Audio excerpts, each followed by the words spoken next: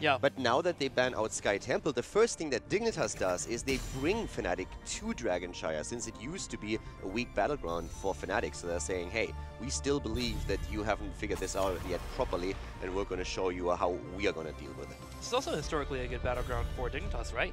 They've been doing it pretty well on the battleground. They enjoy having that two-man in the bottom lane, Poik being on whatever character you might play, usually that Chromie, maybe a Cassia. And speaking of said Chromie, Fnatic opens up with a ban on her. Yeah, and as you've been talking about Dragonshire for Dignitas, Dignitas has played 5 times on Dragonshire, and they won every single one of these games. That's a good track record. Yeah, they're sitting at 100% on the map, so this is pretty impressive on their part, and they make it look easy. So for Fnatic, this is going to be a tall order coming into the series and right away playing on this battleground.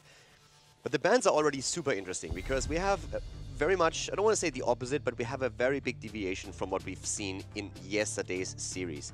Now, Maiev is banned. She made it through the picks and bans yesterday a couple of times, but the early Chromie ban is already something to be highlighted here. And Fnatic did not go into an early Medivh, into an early Garrosh, but we have them now with Malfurion as a first pick, which, if you think about the Western Clash, doesn't really come as a massive surprise, but we've seen that shaken up yesterday quite significantly. So it's interesting to see that Fnatic is going back to that staple healer as the first pick. Which is actually kind of curious for me too, because we saw a lot of Tracer bans yesterday against Dignitas when they were playing, and I was wondering if maybe that Tracer would come out. If we were at the Western Class, that Tracer would have instantly been picked up. But the meta is evolving and it's changing. Right now we have Hanzo and Garrosh coming in for Dignitas. The Tracer bans that you mentioned are also pretty interesting, because it was Liquid's approach to say, hey, we head into the series and we identified what's the biggest problem, or what could be the biggest problem for us, so we are just going through the entire series banning out Tracer. And Fnatic seems to be more willing to play against Tracer, especially with ETC, for example, now chosen. Breeze is usually really good with like limiting the mobility of Tracer and punishing her for any kind of moves here. And we've seen ETC played a lot at the Eastern Clash towards the final series. So on the final day, the priority of ETC picked up a lot. But it's pretty cool to see that, at least on Fnatic's part, the priorities are very different from what we've seen from Zealots, from Dignitas yesterday, from Team Liquid. It's at this point Dignitas goes into Garrosh, into Hanzo, and we have yet to see Medivh and also Sonya, who both were picked very, very high priority yesterday in all of the games that we saw. Looking at the draft right now, do you think there's a world where we still get that Medivh on the later half of the draft? I think there's definitely still a chance, but it's Sonya already banned out. Okay, I was more wondering about Sonya being picked up. Yeah. But Dignitas bans her out, so that's not going to be a factor here. Medivh, there's still a chance that you see Medivh. He has such a huge impact now, and we have also seen a lot of synergy with Garrosh and Medivh when you can simply engage through a portal and then use the Warlord's Challenge to go into the backline and immediately get a quick kill. So there's definitely still potential for Medivh to be picked up. The Uther ban comes out, helpful against Genji and locking him down, but Stukov is still up and available, a pretty decent combo with that Garrosh as well. But I think that was the idea here for Fnatic. Just keep away the normal compositions that you see with the Garrosh into Malfurion or into the Uther. With Malf already being picked up by Fnatic, Fnatic takes away the Uther, makes it a little bit harder for Dig to be able to land that combo right away. So pretty interesting ban for them, but do you think Stukov will be enough for Dig? Sorry, Stukov is He's still available, floating around.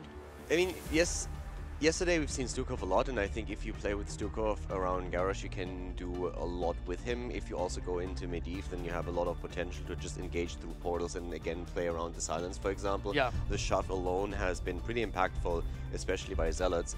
Yes, and Genji. I think you can definitely play with Stukov here, and if not, then there's always Rhaegar as the alternative. That's true. We'll see what finds out. It's going to be that Stukov. And the Tracer comes out, picked up in the 4th slot, which 2 to 3 weeks ago I would have said you were crazy. She would not get that far down the draft, but things are definitely changing here. But I'm still scared. This is a Dignitas draft that they are going to be pretty comfortable with. The only thing that's a little bit different here is Xaylia on Stukov, but it's Xaylia. Yeah. The thing is, though, that there are definitely tools that Fnatic has to deal with Tracer. ETC, as I said before, it's one of those things where Breeze is very smart with his cooldowns, and his ETC play is usually very impactful. But we could also see Benny on ETC, so it depends on what they're trying to do now. We have seen ETC on the side lane, and that's when Benny picks it up. But if Breeze is going to be on ETC, one of his focus points is going to be Tracer. And also, of course, Garrosh himself, since in the past we've heard that a lot of the tank players perceived ETC as one of the major counters against Garrosh. As long as you don't use your power slide to always initiate against him and into him, then you can use it to simply push him out of position and then punish him. So it's going to be interesting who on Fnatic's side will be on ETC, if they use ETC as their main tank or as the side laner. I'm curious to see if we're going to get a mage here for Fnatic. A little bit scary with Tracer floating around, and yes, the mage does come out. It's going to be that Li Ming, and then we have Blaze as our final pickup here for Fnatic. Both of these tanks are actually interchangeable, so they can look and read and see who exactly Dignitas is picking up for their side laner. Yeah, they're still very flexible in how they can approach the lanes here. I would expect Breeze to play ETC and Blaze by Bad Benny on the side lane, but depending on what Dignitas picks now for Wubby, we could see that changed out if they feel, okay, we need to have a stage dive here and we want to play ETC on the off lane instead.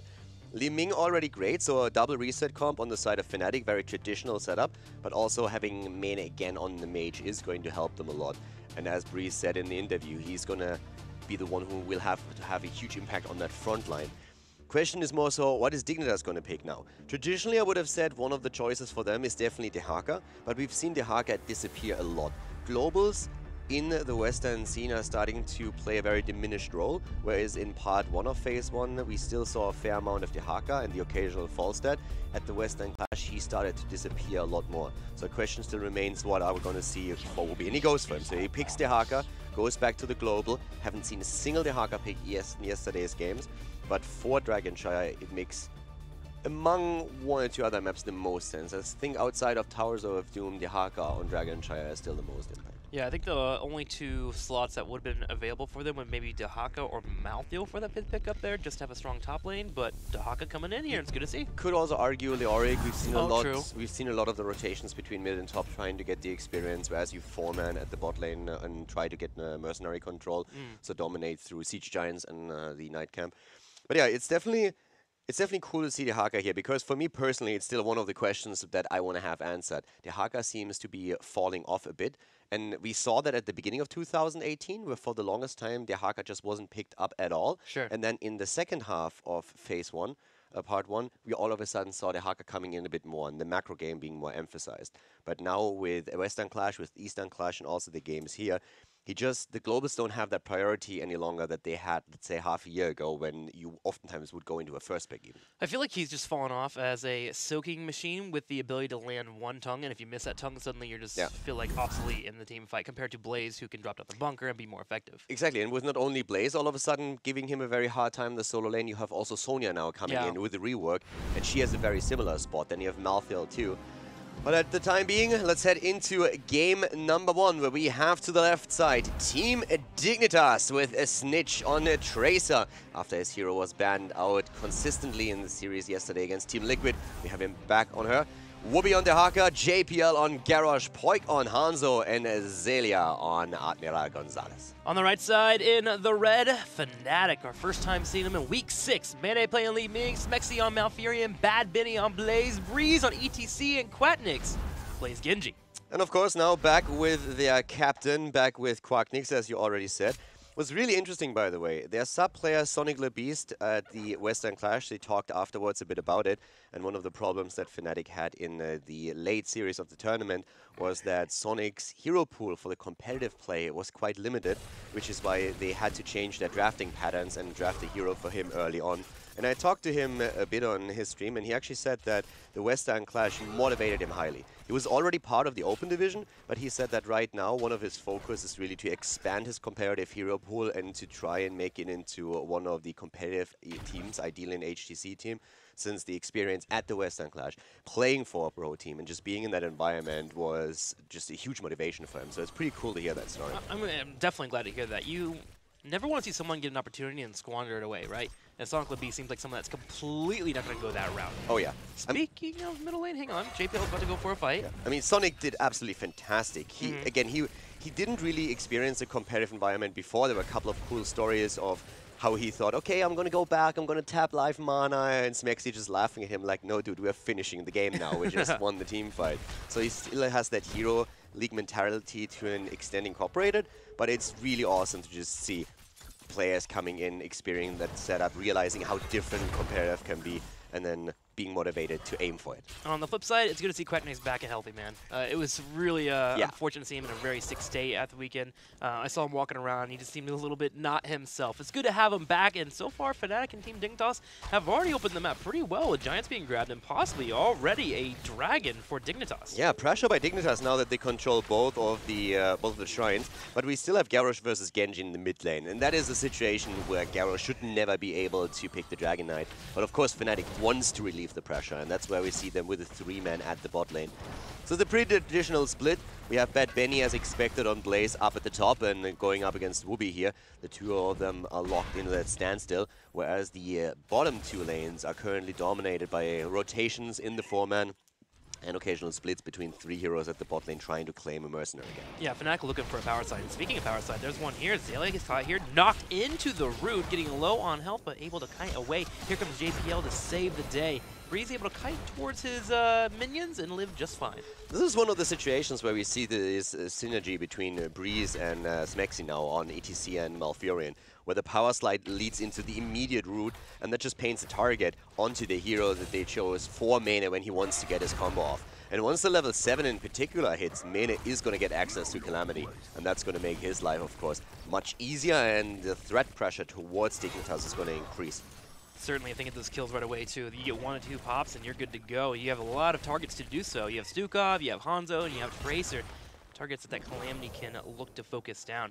All right, so 6 to 5 3/4 so far. A bit of a dance between our teams. Pretty typical when it comes to Dragon Shower. What I'm actually interested in is why we haven't seen a Night Camp play yet from our teams. Hang on, though. Pulse Bomb in the middle. Going to land on Breeze. Take some damage. Snitch harassing Quacknix as they continue to kite forward. Yeah, one of the reasons why I don't see the Night Camp yet is that they don't have the individual hero clear that Sonya, for example, has, as we saw yesterday. So they would have to spend quite a few resources to actually get one of those Night Camps, aka several heroes being occupied for a period of time. And with the pressure that we have now on both of the shrines, you can't really get away with that without losing out on the objective. Yeah, if Tracer comes to the bottom, maybe Hanzo can go up, but you're right for Fnatic on the right side. Usually we have that Greymane for them to be able to grab those Mercs camps, but not in this draft, as they're looking for those resets. And speaking of resets, Breeze goes in for a power slide to try to hit Snitch, but Snitch sidesteps here, turns around, puts some damage on Quacknix. A lot of attempts here from Fnatic, but Dignitas has been able to retreat every time. It's a nice dynamic that we see between Tracer and especially Genji now, because Quacknix is always attempting to keep Tracer low. Make sure that Tracer is at 50% to 70% HP, so that it's very difficult for Snitch to jump into the backline and try to aim for the Pulse Bomb kill. Because the problem is that Snitch is always good for one of these genius moments where he finds a target and takes it down. So as long as he's kept on low HP, it makes it very difficult for him to execute that properly. And that's why we always see Quacknix with the attempt to poke against Tracer. Always one of the struggles of being a Tracer player if you just get chunked slightly by any damage coming your way. Team Dignitas did grab the Night Camp on the bottom, and they're getting a push heading towards Fnatic. And Fnatic defends it pretty well. Breeze will step up and hold the point. We have yet to have a moment. These two are looking pretty evenly matched. Yeah, this is, by the way, the Night Camp that you pointed out comes back to what we talked about a few minutes ago, where the individual pressure against camps is not as strong on Fnatic's side with the solo laner, since they are not running a Sonya that we've seen yesterday on this map. But with Hanzo now starting to come online completely, this is something where Poik has definitely the advantage for his team, with the serrated arrows on level 4 also, to pressure the camps more. And this is something that Fnatic will eventually have to deal with. A little bit easy to defend, though, with Fnatic, with that level 7 coming online. That Echo Pedal, always important for clearing those Night Camps. But when you're talking about an ETC being one of their main clears, you know you're hurting. Snitch low on health. That Quacknix that you pointed out earlier, trying to jump on top of that Tracer and get her low, finally finds a mark where it almost gets a kill.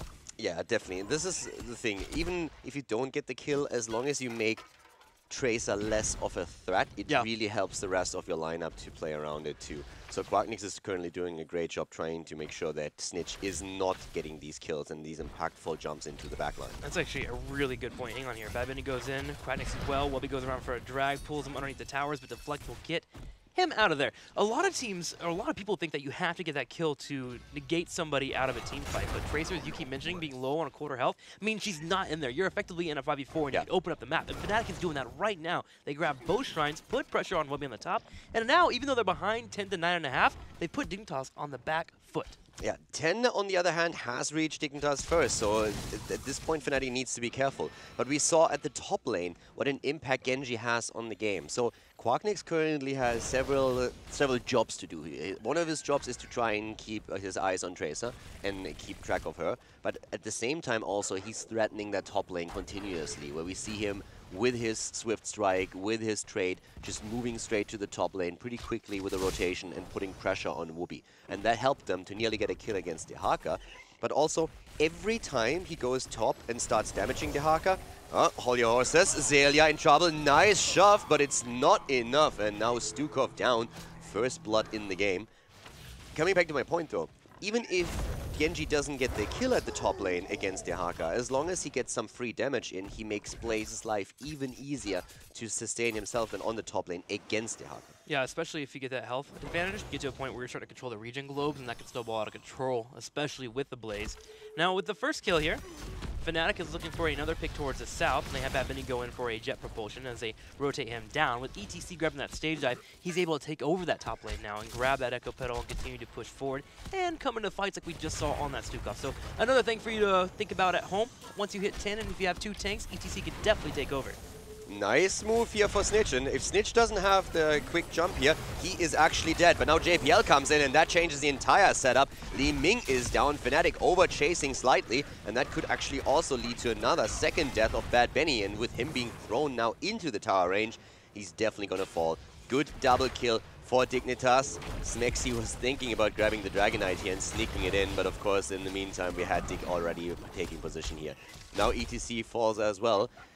So Fnatic getting too aggressive in that setup. They go for Tracer, and if Tracer doesn't have that blink ready, as we see Blaze charging in and also Malfurion dropping the roots, Tracer is dead and that fight has a different outcome. But Snitch is able to escape, and he baits them into that choke point pretty significantly. And then the triple kill results of JPL's play, and now we have a Dragonite just on the back of that taken by Dignitas. So heads up play by them, and now taking it significantly. There's another additional factor too. ETC had 10 seconds left on his stage dive before he could come in. Had he been able to rotate in, that Tracer kill may have actually popped in there for Fnatic. So 1 kill that could have been there for Fnatic turned into 3 kills for Dignitas. The third one coming in because Fnatic wanted to set up for the Dragon and were willing to sacrifice the ETC. Just didn't pan out for them. And Dignitas gets the first Dragon of the game, and they look to push bottom lane.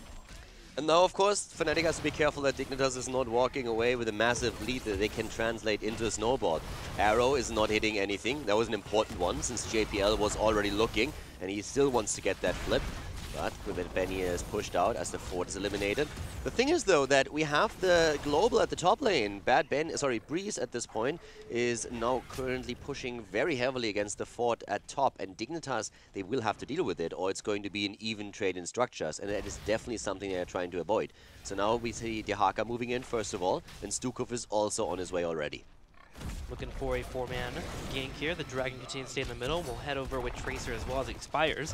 Smexy by himself gets taunted out and just gets completely obliterated. Wubby follows up that Dragon perfectly. Yeah, that was Smexy not really paying attention in the rotation here. Breeze already was willing to commit stage dive and simply jump out, so there was no real reason for him to take the aggressive part, and JPL was just waiting for someone else to rotate in that he could jump on. So that was a great play from Dignitas, interrupting Fnatic's rotation, and Smexy moving in a bit too aggressively here. Bad Benny now giving up the camp since he realizes that Dignitas will rotate in with the rest of the heroes, and so they have to fight off against the Siege Giants now. Dignitas is doing a lot of cool moves at this point, and Fnatic is starting to struggle and fall behind, not only in kills, but also in experience. They're starting to hang in there, though. ETC with that global helping out dramatically here for keeping that experience, constantly pushing in that top lane and willing to come down to the middle lane, help out the team when need be. And they might actually have an attempt here for a gank on Wubby to the top side. He's in the top left bush, Breeze is in the corner, but Wubby, too wise here. Plays safe, realizes people on the map are missing, and backs up and goes straight to his fort. And now Fnatic has to react to the bot lane. We already have 2 camps here. Dignitas is starting to also take the walls away, a move that I always absolutely love since you limit vision of your opponent. And that's very important when you want to highlight the rotations later on. Now Quacknix and Snitch here, Quacknix is not going to fall against this, but they definitely need a bit more wave clear than they currently have. And that's why Blaze is making that rotation back down. But this is definitely going to give Dignitas level 16, and they are making very smart moves now. And this is a great situation for them in this first game.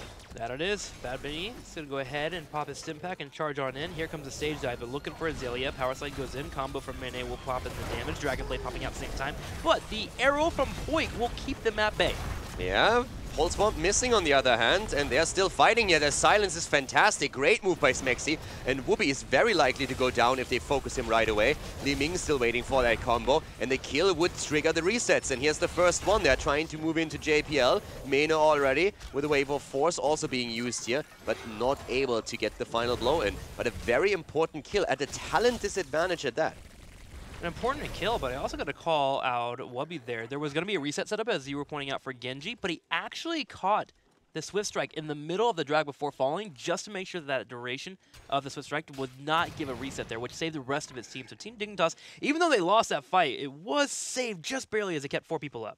Yeah, Fnatic, on the other hand, also rotated Breeze immediately away from the fight. That was the first thing that happened. So they didn't even try to chase too hard for kills, because they realized that even if they get another one, the situation wouldn't significantly improve. True. Since already Dignitas wasn't a 4 versus 5, so you just go back onto your lanes and you try to get the experience, and now they have still the talent disadvantage, the level disadvantage, but they will get the same talent as Dignitas, and that helps them now to fight for the objective again. But that was definitely a super important kill, and for Fnatic to see that opportunity and isolate it, being a talent down and an important talent here, that was really, really difficult. So once again, going up against Whoopi here, and very late root, but that could be the kill. The problem is that JPL with a heads-up play here again. Nice silence, but there's the combo as Li Ming goes in, the reset as the Haka falls. Breeze saves himself in the last moment, and Fnatic picks up another kill. Benny, being a boss here and a bro, eating that arrow for Breeze. Yeah, Point thinking about going in for that fight, but can't get his Mexi or Breeze. And Fnatic, with their 1 kill, will have a Dehaka down on the opposing side, and they're going to attempt to open up the shrine to the south. JPL chases Quagnex, wants to make sure that he controls this point, and he has his team to follow afterwards. If he can get a knock-up into an engage here, they might be able to get the kill. Ooh, the silence, though, goes on the right side, but Snitch is here to secure. Yeah, 4-man down to the bot lane. Fnatic just a bit too aggressive, considering that they didn't have the vision. So him trying to go in there was a bit too optimistic. Dignitas already setting it up. And you talked about the silence. It was actually not really spot on. The communication between JPL and Zelia, not completely on point, but thanks to Tracer, they were still able to get the kill. But that's something where it's always a bit weird when you have displacement and you have these on-point abilities that you're trying to use, like a silence. But now that 1 kill against Genji immediately translates into another Dragon Knight for Dignitas. So for Fnatic, the big problem is that every time they lose a hero, Dignitas just gets value. And that's something Fnatic currently doesn't get. They play a catch-up game, whereas Dignitas is dictating the pace of the game. And with a dragon pushing in the middle, they look to grab a fort. We'll see if they can get more than that. They have a push orchestrated towards the south that can head towards that night camp, or the keep wall. So we're going to have Genji head down there and defend. Dehaka's on the top side too, and he has that Broadstalker available, so we can have a rotation at any point. But it seems like Dignitas, the name of the game for them is to get level 20. They're only a level away, so turrets will allow for them to do that pretty easily. But I still have to give a shout out to Fnatic here for not... I mean, they lose not too much against the Dragon Knight, but as you said, just poking at the walls here is already helping Dignitas to get closer to 20. But very safe rotations this time for Fnatic, as they already learned their lesson earlier. JPL is always waiting in these bushes together with Dehaka to try to get that displacement. Blaze now also sharking around here. Now, in an ideal world for Fnatic, they would try and pick up a kill and get a fight here. The level 20 talent that you spoke about is definitely going to be the biggest problem for Fnatic if Dignitas is able to claim that early. Wubby gets a dragon, Quagnex comes in, they're trying to find that fight. Here's the bunker, JPL goes down to about half health, Stitch as well, taking a bit of a beating, but Stukov will be able to drop off the heal from the Dragon Knight at the top left, and Dignitas just backs up. They realize Fnatic want this fight. Yeah, it was a nice pressure play by Fnatic, but as you said, Dignitas playing it smart. And that's the important part for them. There's no reason for them to engage into a fight just half a level away from 20. And they actually look at the camp, but I would be very surprised if they're willing to engage into it, and JPL already backs off. So close to 20, there's zero reason why you want to engage into a straight-up battle. Maybe trying to bait the HGC stage dives so they can fight later on when they get their 20, but nothing really panning out there. Dignitas at the same time, though, finds an HGC in the top lane. JPL's coming around the corner, dropping the Indomitable, and at the same time, ETC uses stage dive just to escape. And JPL is in trouble now. And Oh, in no. a lot of trouble at that. He's down, and that's the problem. 20 is there, but this could be a double kill as Snitch is already about to fall, and that's a huge problem for Dignitas. Just as they get 20, all of a sudden we have that situation unfolding. And I am surprised that Benny gives up the... Okay, that actually really surprises me that Benny gives up the camp without even fighting for it. Since Poik is there, we know that Stukov is around, but 2 heroes are dead. I guess he was afraid of the Haka also moving in, but he still had bunker available, and I think he could have bought some time. I think it's just a case of safe versus being sorry, right? You don't want to get picked off there, and suddenly that lead that your team just got falls apart like we saw earlier with Genji getting picked off. You can clear it up too. Talking about picks, Quacknick's at the top lane. They're currently looking for him here. But okay, he starts rotating down. We had Zelia moving in, so with Whoopi together, they were trying to see if they can get an isolation and a silence setup. Night camp grabbed here. Dignitas gets top pushing in. The good news about the kills that just happened is that there was no shrines up and available, so therefore Fnatic didn't get a dragon. But they can still open up this bottom lane with just pure hero pressure. And Fnatic has 20. Dignitas had a 2-level lead, and that is completely negated, so that double kill. And it all started with Dignitas making basically the same mistake or falling into the same trap, is probably the better way to phrase it, that Fnatic did earlier. They saw a potential kill, they went for it, they didn't get the kill since the target escaped, and then on the back of it, they lost several heroes. Since JPL moved into fort range and it slowed him down, did the damage, and that just made it perfect for Mena. Like, Mena just could go in and get the kill here.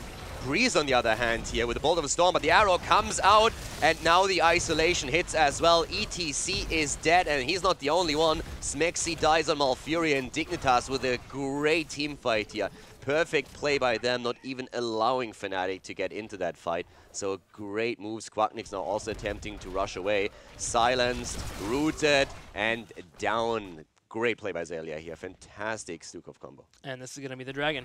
Wubby grabs it. They're going to have 5, and they can push in this bottom lane and look towards opening up the keep and going for the core. They actually did some damage in the middle lane, too, and they're coming to possibly fight Mana and crew. Oh, my gosh. Fnatic was trying to sneak this Night Camp in the top right. Poik jumps over the wall and steals it away. And the problem is that now a double Night Camp is pushing the top lane, so it makes it really difficult for them to defend against it. And at this point, they can't even, since with 3 heroes down, Dignitas wants to go for a game. And keep in mind, this is Dignitas' map choice. They chose this map because Fnatic in the past always banned it out. But now Fnatic seems to be losing here, since the Dragon Knight is just wailing away at the core and there's no one to defend it. Dignitas on their way to victory in game number 1. Fnatic loses on Dragonshire, the first map of the best of 5 series.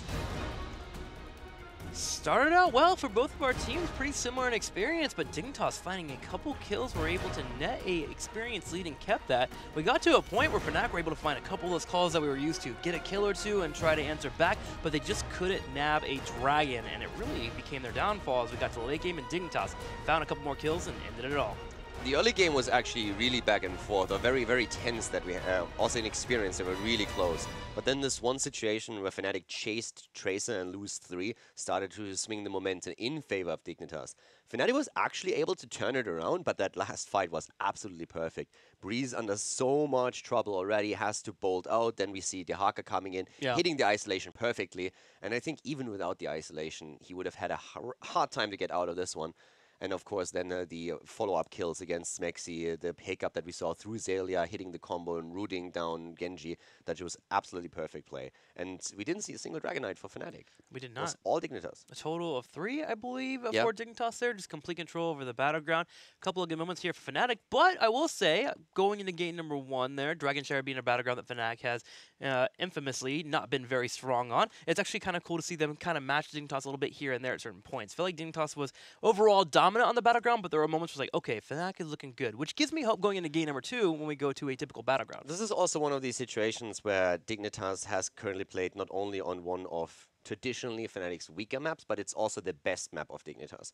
So this is one of those things where you have a lot of teams that go into these series and say, okay, once a certain amount of maps is out, we feel we dominate on the later ones. Sure. I'm not saying that's necessarily the case for this series in particular, but we saw a similar situation unfold yesterday where we had Team Liquid where the initial 2 wins and then starting to lose out later on against Dignitas once that their best maps were eliminated and once that Dignitas started to draft against this a bit. For me personally, the question is going to be, will Fnatic adapt their drafts, or is that something that we are mostly going to see on the side of Dignitas? Since we heard from Snitch also echoed after yesterday's interview that they felt after the first 2 games, okay, we're going to target certain bans here, we're going to try and pick some things away, and let's see how they react, and they felt that that was the key to victory against Team Liquid. Well, we'll get your answers to the questions that you just posed after we check out Twitter. You guys are already talking about these matches, Fnatic and Dignitas. Always a great one to tune into. From Zen Svet, I think that's what you said yesterday when we were reading them. TL in the early morning, followed by hashtag HGC now. It has been a good Saturday so far. Yeah, it definitely has been a good one. You had an interesting morning. We can talk about that later. But outside of that, when it comes to heroes, then yeah. Also, don't forget about our website.